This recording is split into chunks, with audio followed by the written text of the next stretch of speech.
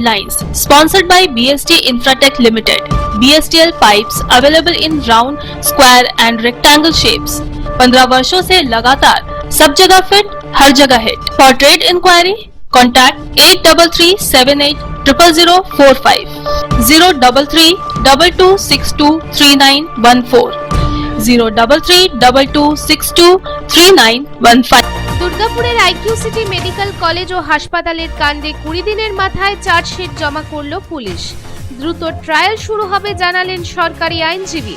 চলতি মাসের 10 তারিখ রাতে আইকিউ সিটি মেডিকেল কলেজ হাসপাতালের দ্বিতীয় বর্ষের চিকিৎসক পড়ুয়ার উপর গণধর্ষণের ঘটনাটি ঘটে। গ্রেপ্তার হয় বিজোড়া এলাকার 5 যুবক, সঙ্গে গ্রেপ্তার হয়েছিল সহপাঠীও। ধৃত 6 জনকে নিয়েই তদন্তে নেমেছিল পুলিশ। দিন কয়েক আগে টিআই প্যারেড হয় তাদের। 20 দিনের মাথায় ধৃতদের জেরা করে এবং তদন্ত চালিয়ে চার্জশিট গঠন করে নিউ টাউনশিপ থানার পুলিশ। তারপরে বৃহস্পতিবার সে চার্জশিট জমা করা হয়। চার্জশিটে সহপাঠী ওয়াসেফ আলীর বিরুদ্ধে ধর্ষণের মামলা দেওয়া হয়েছে।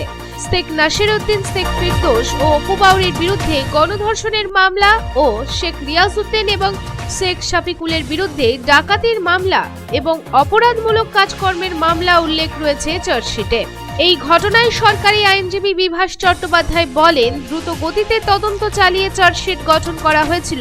বৃহস্পতিবার আমরা আদালতে চার্জশিট জমা করলাম। আমরা আশাবাদী 2 মাসের মধ্যে ট্রায়াল শেষ হয়ে বিচার প্রক্রিয়া শুরু হবে। প্রতি মাসের মতো এ মাসেও অনুষ্ঠিত হলো আসানসোল পৌর নিগমের মাসিক বোর্ড বৈঠক। বৃহস্পতিবার পৌর নিগমের সভাগৃহে আয়োজিত এই বৈঠকে উপস্থিত ছিলেন আসানসোলের মাননীয় মেয়র বিধান উপাধ্যায়, কর্পোরেশনের chairman Amarnath Chatterjee, deputy mayor Wasimul Haque, Abhijit Ghatak সহ পৌর নিগমের একাধিক কাউন্সিলরগণ। এদিন এই বৈঠক শুরুর আগেই গত 1 মাস যাবৎ প্রয়াত বিশিষ্টজনদের স্মৃতির উদ্দেশ্যে 1 মিনিট নীরবতাও পালন করা হয়। এদিনের বৈঠকে বিভিন্ন প্রশাসনিক এবং নাগরিক পরিষেবা সম্পর্কিত গুরুত্বপূর্ণ বিষয় নিয়ে আলোচনাও করা হয়।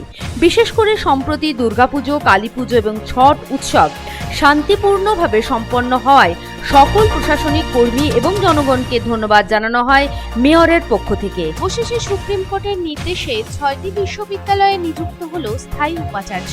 দীর্ঘদিন পরে স্থায়ী উপাচার্য পেতে চলেছে কাজী নজরুল বিশ্ববিদ্যালয়। এই ঘোষণা হয়েছিল আগে।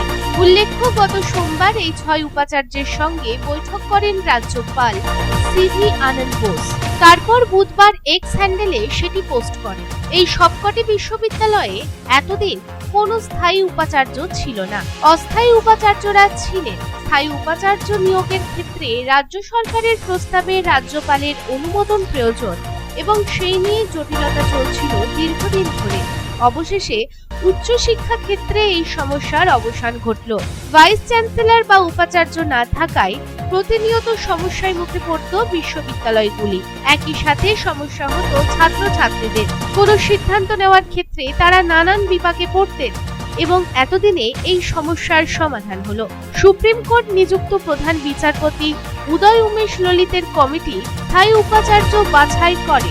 রাজ্যের 6টি বিশ্ববিদ্যালয় সুপ্রিম কোর্ট তাতেই শিলমোহর দেয়।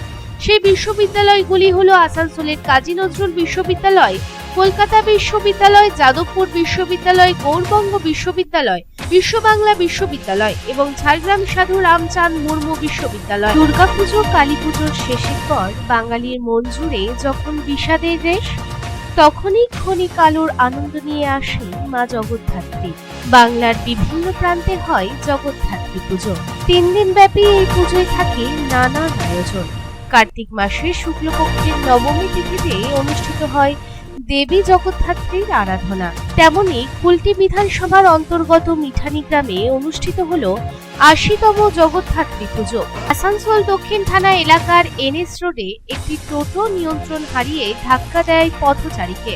টোটোতে স্পৃষ্ট হয়ে ঘটনাস্থলে পথচারীর মৃত্যু হয়। জানা গেছে, টোটোটিতে 14 প্যাকেট জিনিস বোঝাই করা ছিল। ঘটনায় নিহত পথচারীর নাম দিলীপ ভার্মা, বয়স 56। তিনি আসানসোলের মুন্সি বাজারের বাসিন্দা। এই রকমের দুর্ঘটনায় এলাকার বাসিন্দাদের মধ্যে ক্ষোভের সৃষ্টি হয়েছে।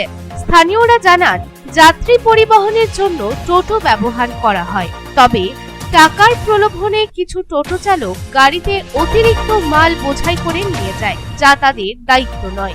একটি টোটো সঠিকভাবে মানুষ চালাতে পারছে না, তবে কিভাবে এত জিনিস নিয়ে চলবে? টোটো চালকের অবহেলার কারণে এই ঘটনা নিত্যদিন ঘটে চলেছে। মঙ্গলবার অর্থাৎ 27শে অক্টোবর অন্ধ্র উপকূলে আছড়ে পড়া ঘূর্ণিঝড় মন্থার পরোক্ষ প্রভাব পড়ছে বাংলায়। তাই দক্ষিণবঙ্গ ও উত্তরবঙ্গের বিভিন্ন জেলায় হচ্ছে ভারী বর্ষণ, একই সাথে চলছে দমকা হাওয়া। ঘূর্ণিঝড় মন্থার অবশিষ্ট অংশ সুস্পষ্ট নিম্নচাপ হিসেবে দক্ষিণ ছত্তিশগড় এবং বিদর্ভ এলাকায় অবস্থান করছে। এটি আজকের মধ্যে আরো দুর্বল হয়ে সাধারণ নিম্নচাপে পরিণত হবে। এই নিম্নচাপ এলাকা বিহার ঝাড়খণ্ডে বিস্তৃত হতে পারে বলে অনুমান আবহাওয়াবিদদের।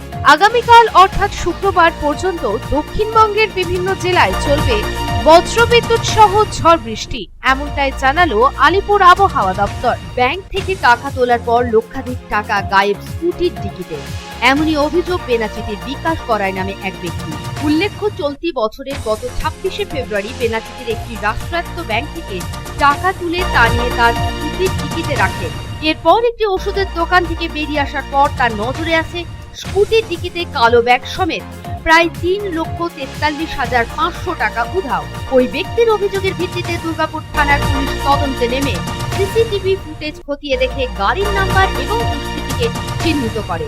অবশেষে সিন্ধু সিং নামে এক অপরাধীকে বিহারের কাটিহার জেল থেকে নিয়ে আসে পুলিশ। বুধবার ধৃতকে আদালতে পেশ করা হলে বিচারক 5 দিনের পুলিশ হেফাজতের নির্দেশ দেন। ধৃত ব্যক্তি জলপাইগুড়ির বাসিন্দা বলে জানা যায়। Headlines sponsored by BST Infratech Limited. BSTL pipes available in round, square and rectangle shapes. 15 वर्षों से लगातार सब जगह फिट, हर जगह hit. For trade inquiry, contact 8337800045, 03322623914, 03322623915.